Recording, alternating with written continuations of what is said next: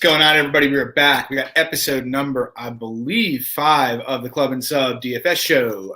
As usual, brought to you by Bet Online for 50% bonus up to your first $1,000 deposit. Use the promo code ClubSub. Bet Online, great sports book for MMA. Yeah, tonight we got UFC 259. As usual, you got me, John Stargarian MMA on Twitter, MMA Fox, and Luke at SWR_betting. And yeah, we're going to just kind of go through this card from a DraftKings perspective. Thus far, we've been fortunate. We still have 15 fights on the slate, 30 fighters in the pool. It would be truly something if we get there, but I'm crossing my fingers and I'm hoping. So I guess let's start up top. Any kind of, let's just have a loose conversation on this range. Like, what are you generally thinking up here? I don't think I'm going to have too many contrarian takes right off the top. I think Nunes, even at 9.6, I know it's a steep price to pay, but I think assuming in the scenarios that you have the salary to pay up for her, you should. I think she's got even plus 100-point upside, obviously in a win, probably even closer to like plus, or 120 in a W. Like I said, we talked about on the pod, I think Anderson, has the definition of a puncher's chance. So, we can, I guess, get into her a little bit later in terms of how you want to target. Makhachev at 9.4, I really like. We kind of talked about this too, that people might be looking at, his last two. Let's stick on Nunes for a second because I want your opinion on this. We've kind of had one of these like each of the last 3 weeks where, we have kind of the obvious person who's going to be massively owned, and the question becomes whether or not it's worth massively rostering them given, the size of the rest of the field. And, a couple of weeks ago when we had Joe on, what was it? Who's the Jamaican guy who was at 7.8? Why am I not remembering this? He won by first round knockout, first minute. Ode Osborne. We had Ode Osborne on there, and we've had someone like that every week. And I kind of think Nunes falls into that because, obviously the 9.6 means – it's going to be tough making constructions around her, and she's going to be massively owned. So I guess the question I'd pose to you, and I'll kind of give you my thoughts on it, is with that in mind and given the ownership, does it deter you? And for me, I think she's probably going to be my highest owned on the slate. Just looking at, her career, her worst performance in a decision during her championship run is 80 against Shevchenko. And let's be real. I think we can say even if it goes to a decision, she's probably going to outperform what she did against Val here. And so it's I guess for me at least, unless you think Anderson's going to win the fight, it's tough for her to not be my top play on the board because I think she's fairly reliable to be the top 2 or 3 scores on the board. What do you think? Yeah, I'm right there with you. And even in terms of score, even the other fight that at least since they've started counting metrics, because it doesn't go all the way back all through Nunes' career, but I believe it goes back 10 fights, and the only 2 times that she hasn't scored 100 plus were against Shevchenko in both fights. So obviously Shevchenko, non-committal, probably one of the best counter range strikers ever, despite the size. I know people say they'll look at the weigh-ins today, Anderson looked, pretty sizably bigger and whatnot, but I just think you have to roster. There are definitely, I guess the counter argument is that in the event that Anderson does score the upset, that it's probably going to kill 60 to 70% of the field. Yeah. But I guess that's kind of the conversation, you have to have with yourself. It's when do you play the contrarian spot against the field? Because I think sometimes, and I've made this mistake too, of almost just being contrarian for the sake of being contrarian. But because of that, I've just dropped potential opportunities at optimal lineups by just not rostering, a pretty obvious path in a fight I did, research on who has significant scoring upside. So I'm gonna have a ton of Nunes personally. Yeah. So let's stick with the title fights for a second. So let's look at the other side of that. Are you gonna? I personally am pretty likely to full fade Anderson, to be honest, if for no reason, then even though her win path is probably the early finish, I think there's just better people in the 6-7K range in terms of scoring. What about you? Yeah, I'm going to fully fade her, especially just with a, 15 fight slate. I do have 4 bets, might have a 5th or 6th, so I'm anticipating a few of these to fall out. But yeah, I feel like on slates that are this big, assuming it stays, like I said, I feel like there are fighters. Like, I know people say, if you're doing 150 lineups, maybe have a couple pokes here and there, but I don't know. Still, for me, it's something I've changed recently to at least have maybe 1 or 2 complete fades in there to just open up, your constructions for, potentially, more opportunities at hitting that optimal, rather than, on your hope and a prayer that it comes through and the one time you look like a genius. But it's like, how often does that come through and blow up in your face for taking that, kind of stance in a scenario as wide as this? So, and it's like, even with that in mind, like if you run a 10% of your lineups with Anderson out of 150, there's not a given. Even if she hits the other 5 spots in one of those 15 constructions, actually, it's unlikely the other five spots in one of those 15 constructions are going to be enough to get optimal. Like, yeah, I'm with you. Let's talk Adesanya Yan. General thoughts on the fight, and then general thoughts on the DK scoring. I guess I'm giving a little bit more credence to Yan and the matchup in general. I do think the weight does need to be taken into consideration. I did say on the podcast too that I think, we might see Yan grapple a little bit. I think it's, once again, not overtly likely, but once again, big guy, black belt, has submitted guys. If he gets on top of Izzy, I think it's interesting. Potentially even in the latter rounds, depending on what kind of pace is pushed in the fight, I think it's kind of interesting. But I'm more so on the side that I think Adesanya actually wins the decision here. So from a DraftKings perspective, at 9.2K, I really don't like Adesanya this week personally. Maybe it blows up in my face, but personally in this range, there are, I'd say 3, even maybe 4 fighters in this 9K range that I like better than Adesanya personally. Yeah, I sort of agree, because like, I know our boy Danny Lags will probably disagree with me about this, but like, I kind of think this has high Yoel Romero staring potential at it. Like, maybe Yan will blitz forward a couple times, but I don't. And you look, could he get countered and finished? Sure, but I don't think it's going to be something where he's doing it every 30 seconds. Maybe he'll do it once a round or a couple times. And like, I mentioned it to you before we came on live here, but if you actually go back and kind of look at Israel's career, he's obviously got a lot of great scores.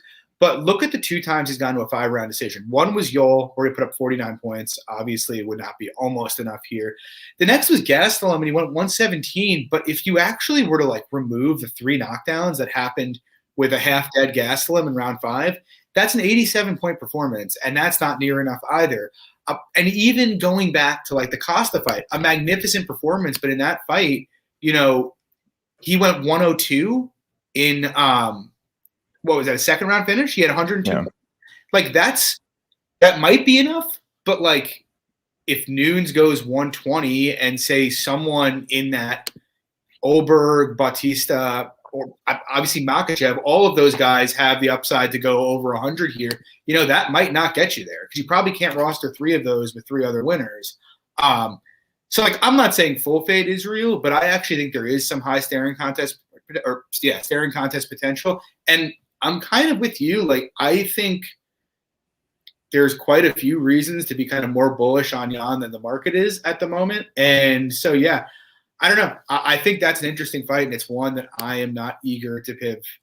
And then real quick too, John, at least just in terms of Adesanya, I would assume that he's also probably going to be pretty high owned, just as more of like a public-based play. And so with that, on a card like this, if I can find spots to pivot, especially from up top, I like it, because it's largely a card that I think chalk rolls on. So I'm not saying that because I'm going to be underweight on Adesanya that I'm going to have a ton of Yan. We'll get into that a little bit too, but I just think that's an interesting consideration, that if you're more so kind of siding with us on this opinion, that I think you're going to be able to get some more leverage on the field by taking an underweight stance to Adesanya. So then where do you come in on Blachowicz here? I think in that, I guess, quote unquote dumpster diving range, I think he's probably one of the better options personally, below 7.7K, I would say, because of how it's like, because of how so big it is. I guess I classify the bottom of the barrel like 7.2 and down just for me. But yeah, I think I'll have some of them, but honestly, Matthews at 6.9 is more intriguing to me from a GPP standpoint, at least too. Just because I think in that range he might have the best chance to actually win the fight. So we'll see.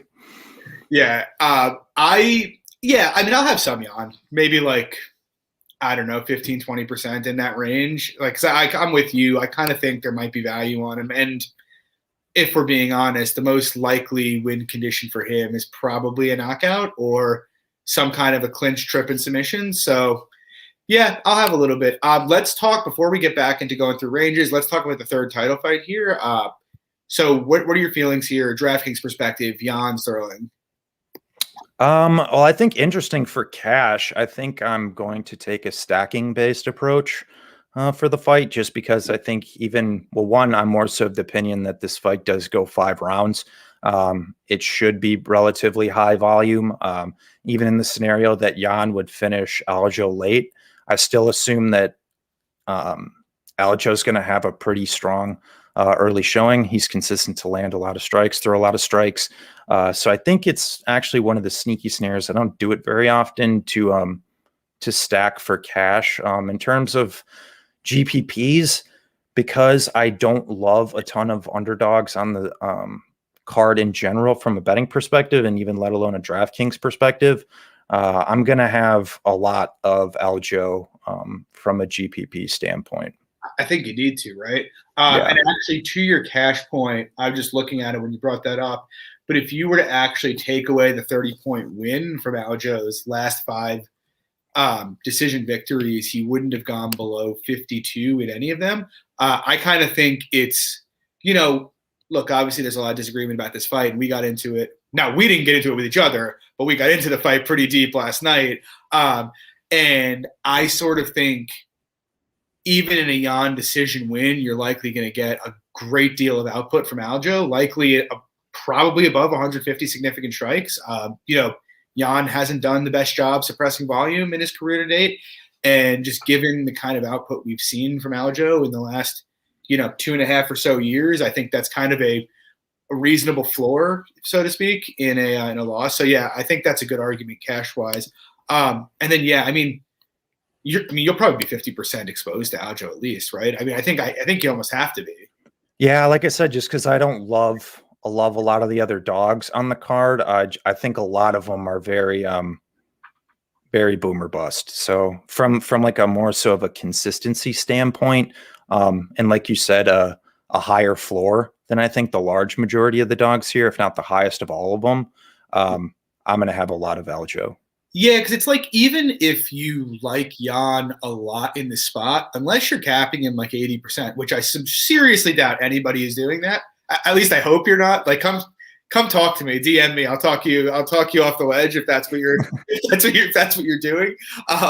But like, even if you favor Jan like 65% in this spot, which I guess if you really like him, that's a reasonable place to put him at. But if you put Jan 65%, it's like, that's still a 1 in 3 chance that Aljo is going to win this fight. And there's there's literally no scenario pretty much, unless it's him getting the brakes beaten off of him and Jan getting injured, that he doesn't win and end up optimal here.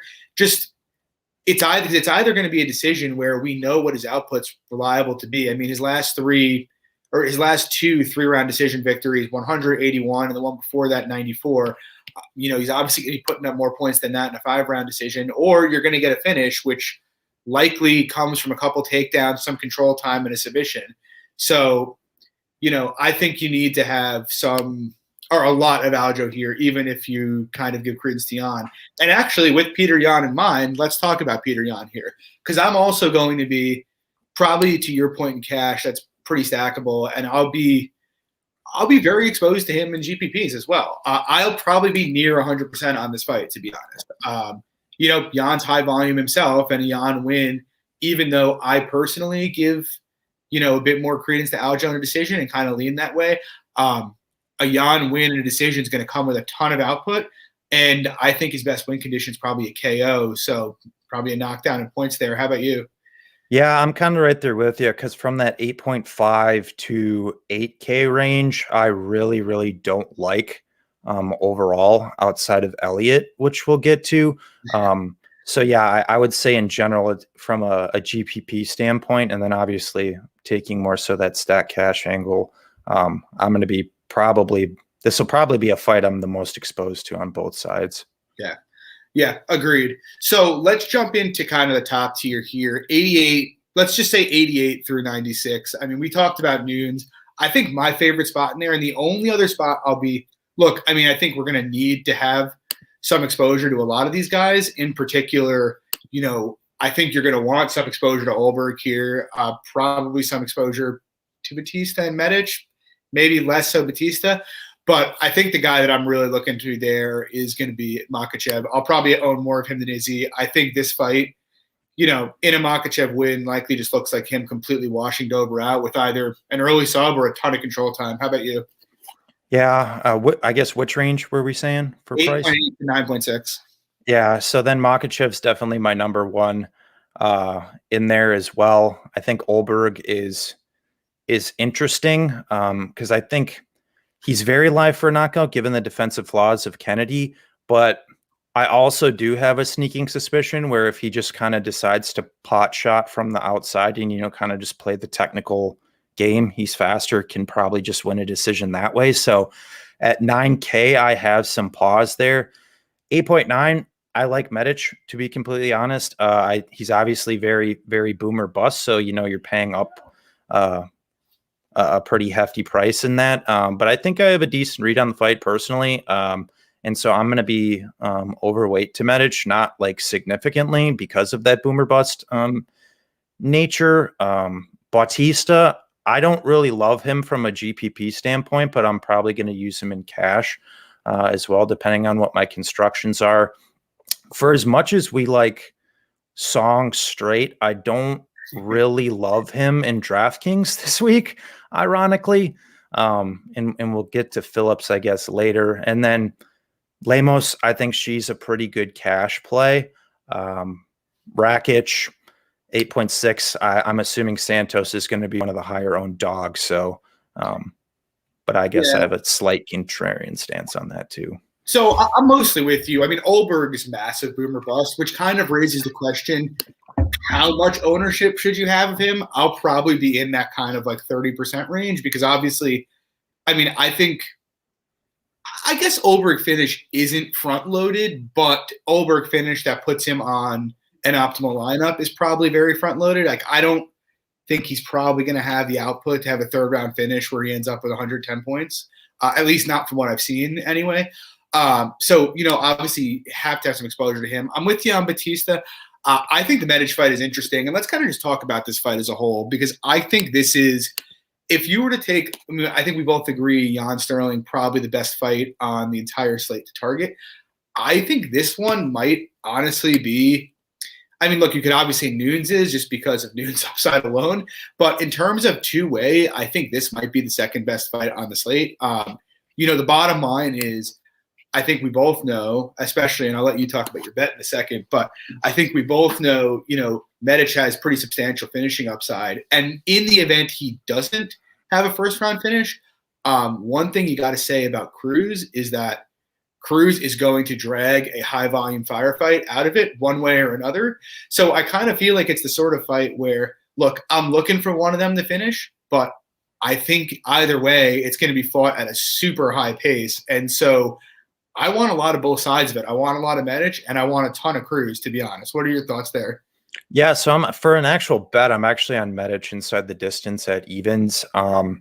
I don't think, and I'm not just saying it because of the Spike Carlisle fight. I just think Cruz is another long guy who doesn't utilize his tools consistently over 15 minutes. And we can talk about, Medic, Alaska FC type guy. Like, I get it 100%. I'm not laying, a big price on him straight. I'm not laying a big price on this inside the distance play. It's a pretty small play. but he's been pretty reliable and consistent in everything I've seen. So I'm pretty sure he's going to go forward and try to take Cruz's head off early. And I think he probably does. But to your point, I do think Cruz is actually an interesting pivot play that I'm going to be exposed to as well, because a fun, I guess, comparison that you can make to this fight, even from a DraftKings perspective, where, giving more credence to a guy like Cruz in the spot was Luis Kosi versus Sasha Palatnikov. Granted, the odds in that fight were a lot wider. Yeah, and Palatnikov, I believe, was 6.9K on DK, and Cruz is 7.3, so not a 100% direct comparison in price, but we've seen these early front runners come out here, and, if they don't kill the guy, they often death gas, and, a more proven, at least more battle-tested, experienced guy weathers the storm. Might not be pretty, but they tend to take over the fights later. And Medish still does have, some defensive liabilities, especially when coming into the pocket on the ground. Haven't really seen him tested too much in terms of like the his defensive submission grappling, but he has been taken down on some of those wild pocket flurries before. So I think that's potentially in play here for Cruz. So in terms of if this fight's extended and how it's on the ground, I think it's pretty interesting. But to your point, I think it's a fight that you should probably have a lot of exposure to, because I think Cruz is going to be very, very low owned. And because I also don't like this lower range, and even despite, my opinion on Medish in the fight, this isn't just betting, it's DraftKings. You have to give credence to the certain spots. And so, yeah, I would not be surprised in a scenario where Medish doesn't get him out of there, and then death gases, and then Cruz takes over the fight. And at 7.3K, he may even be live for a finish as well. So I think he's an interesting pivot play, despite me being probably going to be slightly overweight on Medic to the field. Yeah, agreed. So let's jump into the mid-range here. And like a couple things stand out to me here. I mean, I think we both would probably agree we'll be very underweight if having no ownership at all to Kai Kara France. But, looking at the rest of it, I think first of all, I think two spots to me that I kind of want to be underweight on are the first two names that pop up at 8.6 and 8.7, Rakic and Lemos. I mean, obviously, the Rakic KO is in play. I'm not going to full fade Rakic, but I do sort of think that could be like a weird fight. Like, I don't know. I mean, maybe if Santos comes to war, someone dies in the first round. But Rakic really, I don't know, man. He can he has this tendency to kind of, I don't want to say let people off the hook because he's only lost one fight in the UFC, but he has a tendency to not really ever go, full out, all aggressive there. And given that there are a lot of spots above him I really like here, it's kind of a range I'm trying to avoid. And so I think for him, I'll have some shares of him, but to me, this kind of looks like, unless he gets a first round knockout, I kind of think his upside is the Smith fight, which at 99, that might get it done, but it also might not, because there's a lot of potential high scorers here with chalk. And then the other one, and one that I think I'll be kind of curious to see what the ownership is, but I think a lot of people are going to have some Lemos exposure here. I've seen a lot of talk on Twitter about Lemos KO, Lemos ITD, and I just, not that I have a feeling, because you shouldn't have anything on a gut feeling, but I think a decent DraftKings strategy is fade outside of against Amanda Nunes is fading, public perception of female finishes, especially at the highly owned ones. You were the one who kind of talked me out of laying the chalk on Lemos when you were like, look, we've never seen her back before. And I was like, okay, I needed someone to drag me back to reality with that. And it's I don't think Souza is going to stand there and just let her tee off. She's going to try to grapple her. It's very easy to imagine even a Lemos win is just kind of one of these weird grindy fights where nothing happens. So thoughts there, Lemos Rakic. Yeah, so starting with Lemos, like I said, I think she's actually a decent cash play potentially, but for GPPs, yeah, man, it's tough. Even though I do I do think she is potentially live for a KO, but I think the credence being given to that, like you touched on, is a little too much personally, because Souza is going to come out and attempt takedowns. She does it in every fight. She does it in high volume. In the aggregate, she's been able to get a lot of those takedowns. And like you just touched on, we haven't seen Lemos on her back. So if Souza does get her down once, even twice, okay, well, what does Lemos do from that? We don't have an answer to that question. Is she attacking subs? Is she elbowing? Is she working to get back to the feet? We don't know. So at 8.7, and then just even from a general, betting perspective, that's pretty volatile to me personally. But on the other side of the coin, I guess we'll get to Souza, but at the end of the day, I think 8.7 is a little volatile for GPPs for her. Rakic, I guess originally I was thinking I'd probably be a little bit more so overweight to Rakic, but based on my exposure to the upper tiers as well and mixing that in, to your point, I'm probably not going to have the salary to play any of the mid 8K range, really. Because I'm pretty much going to be, pegged to, 8.2 at best with Tim Elliott, maybe. But I mean, he scores well and wins. I mean, even against Smith, like you said, he scored 99 in a decision. If he decides to wrestle, which in my opinion, he should, is the path to least resistance, has an advantage there to win a grindy based decision. I think he could score well. Does he hit the optimal though at 8.6 with everyone above him? I guess that's the question. So for me at 8.6, it's going to be hard to, one, fit him into my lineups just in general. And then two, I guess, prioritize him despite me, I guess, having more of a bullish opinion on him in general of the fight. Yeah, it's weird, right? Because I think the kind of industry standard when we talk about it is 10x is what you want, and that's a good base number. But 10x is, if we're reading real, is often not enough to reach optimal. And this is unlike a card like last week when everything went to decision. This is one where you look at that top tier, and I can't tell you each person that's going to put it up, but there is. You could easily see 3 people in that 100 to 110 range there. It wouldn't be shocking. And you can see some of that from the bottom tier too here. So yeah, that's kind of my thinking, which may be getting a little too cute, but we'll see. Moving down, we talked, I don't think we need to talk about France unless you have any strong feelings about Kai Kara-France for DFS. I mean, I think he could be an interesting pivot cash play, but I mean, based on historics, you can't roster Kai Kara-France, let alone at 8.5K. Cue the first minute KO. What's that? I said cue the first minute KO. I do think, I'm not going to say he's going to do it in 60 seconds, but I do actually think France is live for finish. Guy does have 3 knockdons. I do think the KO is coming. I did say against Royval, I thought he was going to knock Royval out. So when he dropped him, I'm like, yes, sharp read, Luke. And then no, Kai.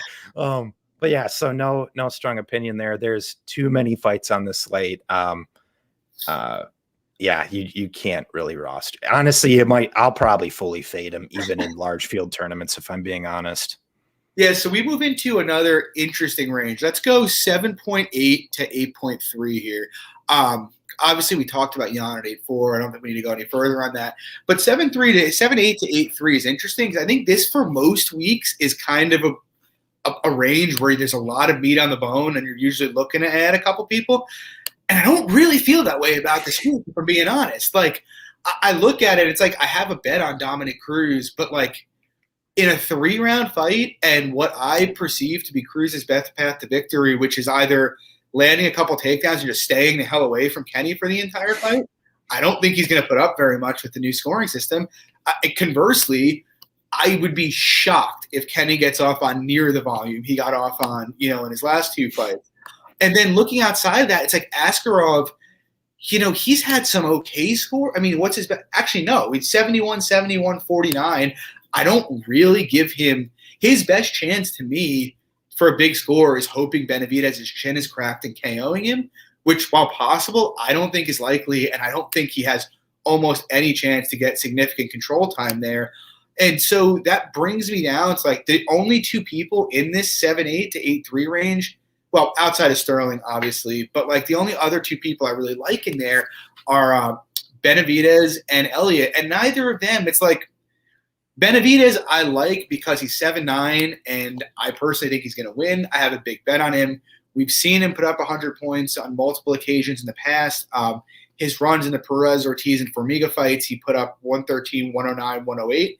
And something like the Ortiz fight, although I don't think he'll get 7 takedowns, could be in play. But, I favor Benavidez, and so I think it's a good spot.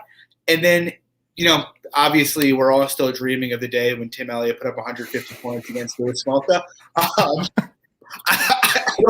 I don't expect that to happen, but I can't quit Tim Elliott in DraftKings. So those two I'm going to have a good amount of exposure to. How about you? Yeah, man, I hate that I wish we could like butt heads more on some of this for better conversation, but I don't disagree. I think from the Askarov side, I think if you're playing him, you have to be more so of the opinion that Joe's done. Yeah. And if that's your stance, then I think you should actually play a decent amount of Askarov, to be honest, because I think he'll probably be pretty low owned. But because I'm not necessarily of that opinion, I'm not going to have much of them, if any. Elliott at 8.2, I think, is a solid guy to target because in an Elliott W, he's going to land takedowns religiously and potentially be live for submission, which I also think both are in play in this fight. But conversely, I also do see a scenario where Espinosa stuffs all the takedowns and just boxes Elliott up at range and does the Mark De La Rosa fight all over again. So that's definitely concerning. But once again, it's DraftKings. When you're messing with this around 8K range, usually there aren't too many guys where you're like, I feel really great about them here, just from a general perspective. So in that range, I think you need to have some Elliott. Cruz Kenny, I'm honestly thinking about fading this fight as a whole, to be completely honest. Once again, I've said it 10,000 times, but 15 fights on this card, I think you have to take some solid fade stances to really maximize your win condition of the guys you actually like, to get those guys in all your combos. And I don't have a strong opinion in terms of how it plays out, but I largely just see it being a striking based decision. And as you touched on, new scoring system that really doesn't score well. So unless Kenny clips Cruz, I guess potentially that's where it's at. But I really struggle to see either guy making optimal. Like I said, Espinosa at 8K, because I'm more so of the side of Elliott, and once again have to fit people into all my spots. Not going to really have much of him unless, I think he's pretty reliant on, a knockout or a potential, sneaky Dar sub type scenario, but put that pretty low percentage, so won't have much of him. Benavidez is pretty interesting at 7.9. I like him actually more as a cash play than I do a GPP play personally, as a pivot to potentially work with my Aljo Jan stacks. But yeah, I guess those would be the two, if anything. But from GPPs in this range, it's Elliott at 8.2 for me. Yeah, so now we move into an interesting range. Let's just go, since it is so bare, let's take the entire range, the 66 to the 7,700 here. So I'm going to, instead of just talking about the range as a whole, you just made a good point that, with 30 fighters fighting at the moment, at any rate, obviously all of this could change. With 30 fighters fighting, you're going to have to take stands somewhere. And, you kind of touched it a bit before we went on. And I'm going to throw a name at you as a potential full fade candidate, and I want your reaction. Kyler Phillips. Full fade? Not for me, personally. Did he finish his song early? I mean, could yes. Hypothetically, yes, but I don't know if I'd say I'd full fade him. But one of the things I will say that I'm pretty confident in terms of this range is that Kyler Phillips is probably going to be one of the highest owned guys at this range. So from that perspective, and me also more just being on the side of song from the fight, obviously not so much in DraftKings, I'm going to be underweight to Phillips probably, but I guess we'll disagree on this one. In my opinion, I think you need to have some Phillips. So let me be clear. I'm not advocating for a full fade on Phillips. Yeah. I am saying that I may personally do it because like, look, I get wanting the exposure there. I get, the high finishing upside. I guess from my perspective is if I'm trying to win the big prize here this week, I mean, look, he could in an instant end that. But also, like, Song has been really, really durable so far in the UFC. Like, him and Vera had some fucking insane exchanges. And, even when he was completely gassed out in the last 2 minutes of the fight, he was wearing those shots on the chin, like, no problem. And I don't really think – first of all, I don't think it's particularly likely that Phillips lands more than, like, 1 or 2 takedowns. I don't give a ton of credence to Phillips' gas tank. I think it's probably – at best the same as Song's, maybe a bit worse. And I think Song's get-ups when he's fresh are fine. And so I kind of think – I don't know. I think Song's going to win that fight. I have a pretty strong Song lean there, and I have a bet on Song there. And I get why people want to pop out. He's a popular underdog bet this week. He put up 98 and 91 in his 2 wins. He's dynamic. He's fun. He looks like Jesus on his picture. I get it. I'm just like, I kind of think if you wanted to really go contrarian here, and I really feel fairly strongly that he's not going to be optimal, that's an interesting one to fade. It could also completely screw you, obviously, completely candidly, but I do think it's an interesting fade spot. Let's talk about some other names down here, though. So another interesting one. What's your feeling on Souza? Like I said, I'm going to have some Souza here. I really am, because based on the new scoring system, based on what Souza's path to victory, based on the questions that we have on Lemos, if Souza wins this fight, she's going to get multiple takedowns, probably going to get a lot of top time, and is potentially live for a submission. Now, I'm not saying, I'm like overtly strong in this opinion, because I'm largely, on the side that Lemos stuffs takedowns. But I think based on at least striking metrics and output and, just general finishing upside on the feet, it's so low on her. And sentiment on her is pretty low in general. I'm probably going to have a little bit more of Souza than the field, to be honest. Yeah. So real quick, Taj just posted projected ownership on Phillips is 26%. That seems on the low side, wouldn't you think? I would probably, I don't know where the number's coming from. I haven't looked at any projections myself yet, but I would have assumed that he would probably be around like 30 to 35%. Yeah. Okay, but let's get back real quick. Let me just say, nobody endorsed what I'm saying about fading Phillips. I'm just talking about if I'm trying to win a GPP, I'm going to plant my flag somewhere, and that's a spot that I'm thinking about. It is probably, that's what you got to do, man. You got to do that. If you do, it's probably not wise with 150 lineups to full fade Tyler Phillips, but I'm going to go. I'm trying to win $100,000. I'm going to pick my spots and go for and swing for it. So anyway, so I completely agree with you, and it's like, do I expect Amanda Lemos, if she gets taken down, is an instant sub? No. Is it possible? Yes. Is it possible, with it being women's MMA and Souza, who's got a fairly crafty jits game, armbars her or gets dropped and armbars her? Yes. It's kind of like one of those things, like you mentioned it at the top when we were talking Lemos, highly volatile fight. And it's like, I kind of think, the Souza win condition is pretty much a finish, I'd say, right? Most likely, unless it turns out Lemos can't fight off her back, in which case it's probably a condition of massive control. So either way, a Souza win, it's probably going to put up a substantial amount of points for her number there. So I'm going to probably have a decent amount of her because I don't think she's going to be highly owned. And I think Lemos is going to win, but what are the betting odds right now? Lemos minus 230. So Vegas is giving her 70%, which means 30% of the time Souza wins. And of that 30%, she probably covers her price and hits optimal 70% of that 30%, somewhere in there, right?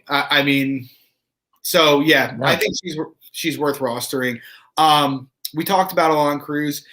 Here's an interesting one, and I can't believe I'm going to make this case because it's going to make my stomach do knots as I'm making the case, since I bet I think I know where you're going with this. Kennedy in Sedgwick. I laid the 225 on Olberg, but I kind of think Kennedy's win condition is either a very high volume pace here or him somehow having learned how to grapple and grappling Olberg. I don't expect that to be true, but I mean, what do you think? Do you think it's an interesting leverage spot? I can't make up my mind, really.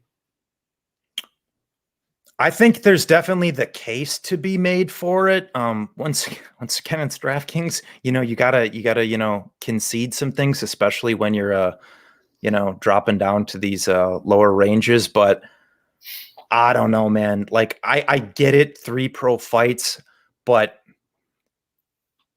I just haven't seen any offensive grappling upside from the guy. So if he does it, to me, it would be like a complete shot in the dark. Yeah.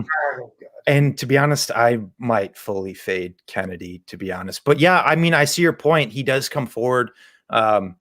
Striking based decision is in play, but to be honest, I think he's going to swing and miss quite a bit too. So I don't know, man. Like it's just a weird fight in general. Like I said, I favor Olberg, but I don't know. There's a couple. To be honest, there's actually a couple dumpster divers even below that I like better than Kennedy, to be honest. Yeah, fair. I don't feel particularly strongly about it. I just kind of feel, I don't know, like Olberg, at least a fighter with 3 wins. That's my concern with even backing him here. It's kind of funny because as we're talking about it and we're going over it, I'm like, I just took this hard stand on Kyler Phillips, and I'm looking at the rest of the range, and I'm like, maybe I'm not going to full fade Phillips after all. Well, that's the thing, because I was trying to come up with that before we jumped on too. Here's your strong stances, and here's what you're going to do. But it's like the 7 range, man. It's tough, man. I feel confidently like someone like Phillips isn't putting up like 85, 90 points. But now, like you just said, I'm looking at it and it's like, fuck, like who in here really is? Like I like Cruz's upside. So let's bring us to the guy who will probably be, I'd imagine, outside of the title fights, the most owned underdog on the card, aside from maybe Phillips. Thiago Santos. What are your thoughts here? I'm assuming he'll probably be one of the most higher owned guys in this range, just based on his scoring upside in a W is, I don't want to say necessarily predicated on a knockout, but that's largely kind of what I see it being. And when Santos wins, he scores very, very well. So yeah, I think it's a spot where you probably have to have some Santos as well. Honestly, I guess I wish I was a tad bit more prepared for the show tonight, but I don't know, man. It's tough just because obviously you don't have usually supreme confidence in anybody at this range, but he's just so boom or bust, man. I mean, you usually have. I feel like there's usually 1 or 2 people in here that you feel pretty good about rostering like 40% on, and like outside of Aljo, I don't feel great about 40% rostering on any of these guys. Yeah, and usually at the end we kind of talk about whether we spread it out or keep a tight core at this range. To be honest, because I don't like a lot of them, but I do think in W's a lot of them have some decent upside. Yeah. I'm probably going to just sprinkle my exposure around because I think there is a scenario where Santos also dies early or Santos gets wrestled to death. Everybody's on Santos because of his W upside. And then who knows? Medic comes out here, death gasses, Cruz takes over the fight and subs him in the 2nd round or something at 7.3. He's the sneaky play of the card, or Kyler Phillips or whatever, Song gasses late and, Kyler Phillips Peruvian necktie or something. Like, I don't know, man. It's just not really, like you said, I don't have any super strong stands in this mid 7 range, so I'm probably going to sprinkle it out. Yeah, I mean, I'm going to have heavy Santos ownership just because I think you have to, really, because that is his best win condition. We've seen Rockets rock before. But yeah, I mean, I don't feel good about it. I actually think that's a really good point about spreading it out down here, because it's like just going through the guys we've talked about. Like, okay, you probably should have some Phillips. You probably should have some Souza. I mean, you should probably have a lot of Santos. And then below that, like Shuer Yan, but what are the chances he wins? Trevin Jones. I mean, I guess Trevin Jones in a win is probably a finish, but like I don't feel particularly good about him winning at like a better than 15% or so clip down there.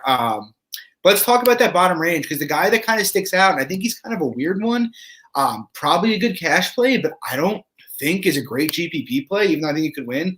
It's Jake Matthews. I guess in a win at 6,900, he could hit optimal on like he's got 87, 96 his last two wins. That could do it at $6,900, especially if chalk rules here. Yeah, I mean, so I'm going to probably have a lot of ownership of him because I actually think that's a relatively close fight. C said it on our other podcast last night that like he feels pretty certain there's value on Matthews, and I kind of feel the same way. I favor Brady to win. I expect he's going to win because I think he's cleaner, but I think Matthews can at least be competitive everywhere the fight goes. And given we don't know where the W's are coming from down here or if they're coming at all, I kind of think he's probably of that entire group. I'd probably give him the same chance as I give Phillips or Santos to win, maybe even a bit more. What do you think? Yeah, I'm right there with you. I think he's probably a solid cash play. In terms of GPPs, obviously, I guess you could say, Jan in a knockout upside, but then once again, in GPPs, you need 6 Ws. And that's kind of my thing once you're going below or 7.1 and down, that despite me also, liking Brady in general, this is a step up for him. We haven't seen him off of his back. Matthews is reliant to attempt takedowns. I know Brady's black belt now, where maybe he's able to just get up or sub Matthews. We've seen Matthews sub before. We see Matthews hurt, but it is a step up. And I do think this fight has the potential to play closer than odds indicate, where Matthews could potentially, sneak out a decision. I think you said something really key that I think could be, really just the crux of this whole slate, and that it's chalk rolls. And then so if you're, too overly exposed to some of these other guys, but if you actually just buy up, take a stand on one guy in the middle and then buy down on Matthews, it kind of might be the narrative I take in some of these GPPs and go a little heavier on Matthews. It could completely blow up in my face, but I think it could be a sneaky angle. Yeah, it's weird. And it's like, what's kind of interesting? Well, we can talk about this in a second, but just, below Matthews, we talked about Blachowicz. I have no interest in Dober. I have no interest in Anderson. Do you have any interest in either? Like Dober, obviously a Dober win is a first round knockout, but maybe you poke him just to make some constructions work, but I don't really have any interest in having big exposure there. Yeah, I think I might have a few shares of Dober, personally, just because I feel like he will at least try to maximize his win condition in the fight. That could also go down the tubes within legitimately like 15 to 30me seconds of the first round, in full transparency. And obviously pressure needs to react to double leg 10 seconds. Exactly. And then, Islam, 14 minutes of control for the rest of the fight. So with that, if I do play Dober, it's only going to be light. I don't really care. I'm fully fading Anderson. Like I said, 15 fight slate. You can only pick 6 fighters, 30 fighters. There's spots where I got to take that stand and just keep her out. If she comes and scores the biggest upset in UFC history, essentially, so be it. But I really don't want any piece of her. In terms of Jones, I guess real quick though, it's tough because I like Bautista so much in the matchup as well, but Bautista is pretty reliable to come down and just get into these big firefights. So I guess hypothetically, if Jones just obliged him in that, I guess he could clip Bautista. Like Bautista's striking defense isn't really anything. It's pretty much he's a guy who just largely relies on his chin. Now it's held up for him so far, and I think it will here, but I would assume there's going to be some big exchanges in the fight. Bautista's been subbed before. Granted, Corey Sandhagen, take that for what you will. Jones has, some submission upside. I don't feel strongly about it. But but I feel like I am going to have some shares of Jones, just from like a leverage standpoint. Yeah, I mean, you kind of touched it earlier, but it's kind of like one of those bottom slates where you're probably going to just kind of want to spread it. I don't want to say evenly across all those people. Like, you can pick and choose who you want in there. But, I mean, if you look at, I mean, Jones, at least you can see kind of the path to how he wins that fight, and it's likely a finish. So it makes some sense. Real quick, let's take kind of just like a high-level look at the slate because, like, before we just go through and pick a cash and GPP play everywhere. But it's kind of a weird one because it's like I don't know if I'll go full 100% to Nunes. I might not. But I don't – outside of a construction that's like Nunes Makhachev, I don't really – it's weird. Like, I don't really want to go – I'm not overly eager to go full on stars and scrubs here kind of, but I don't really – we might be forced into it. I don't know. What do you think about that? Like – do you kind of have a general game plan for that with regards to how your core is going to go? I think it'll most likely, honestly, probably be a stars and scrubs type of deal.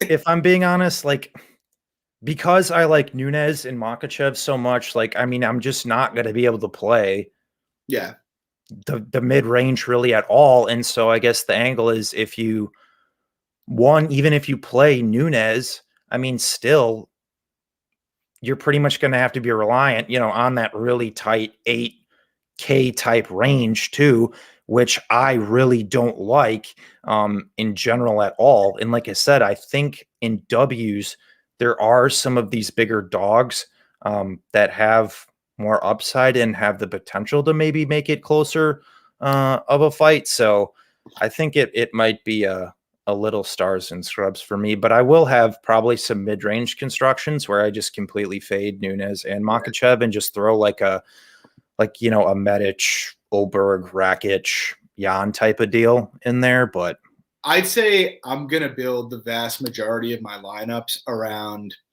maybe not necessarily Nunes and Makhachev in the same lineup. I'm sure I'll have a bunch with them in the same lineup, but pretty much around Nunes, Makhachev, and the Jan Aljo fight. You can do some interesting things with there if you want. That this is actually kind of something that's interesting. If you wanted to be, say, overweight to someone like Jake Matthews, that kind of gives you a bit more flexibility. Being overweight to like him and Cruz in particular, it kind of allows you to get, some constructions with that third 9K guy up there. That's worth looking at. But yeah, for me, I mean, I think just about every single construction is going to start with one of Nunes or Makhachev plus someone from the Jan fight, Jan or Sterling. So, I mean, do you have any disagreement about that? Like I hate just like throwing the top two people in lineups together. I know. Just because I feel like it just seems like the most like markish square, like DK thing to do. But I feel like I have to do it here. At least in it, like I said, I'm not going to be like 100% Nunes Makhachev and then, rinse and repeat. But I think from a base perspective, I'm probably going to have a decent amount of that and then just use Nunes and Makhachev interchangeably as just a single at the top, and then might buy down to Medic and Olberg in some other constructions. Cause like I said, I'm going to be overweight to the field on Medic. I mean, probably some Israel too. Like I'll be underweight on Israel, but I'm sure I'll have constructions of, Makhachev Israel and Nunes Israel as well in there. Like when I say underweight to him, I'm not going to be 50%, but I'll probably be 30, 35% in that range. I don't know if you're thinking even lower or. Well, I guess, does anybody have Izzy's projection right now? Taj, do you have a projection on what Israel's going to be? Yeah, because I guess depending on that, I guess I'm kind of curious. I don't know. Honestly, to me, just even without the projection, 30% actually might even be a little high for me. I might go lower. I'll probably go lower than that, to be honest. Yeah. I mean, I could see it. So let's go through each range: 9K, 8K, 7K, 6K, 1 cash, 1 GPP. We can blend 7 and 6 if you want, since it's so low.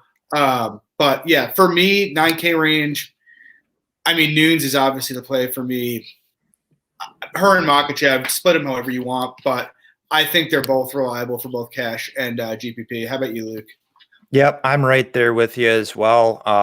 And I think probably a decent, safer play is probably also Bautista in cash too. I know we just touched on, Jones having a potential path in that scenario, but I think the levels in that fight, just in terms of skill, are pretty evident in multiple capacities. So if you want to use Bautista in cash, I'm cool with that too.